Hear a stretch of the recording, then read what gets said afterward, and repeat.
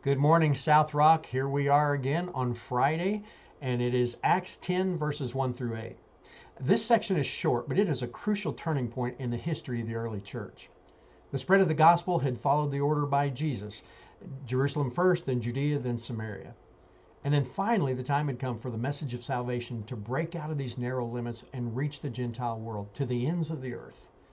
So Luke writes an account on the conversion of Cornelius and his house.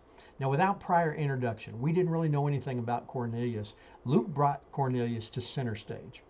He was a centurion, a commander of 100 men in a Roman legion. He was a part of what was called the Italian regiment, actually a cohort, a body of some 400 to 600 men. He was a he was a devout and God-fearing man. His faith was more than just a religious fad. He showed his faith by giving generous contributions to the poor and by his regular prayers. And it was those things that led to this.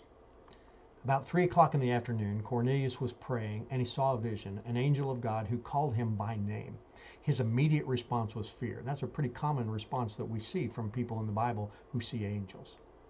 He was given instructions to send men to go and find Simon Peter in Joppa, and he was told where he could find him. Very specific instructions. He's staying with Simon the tanner at his house by the sea.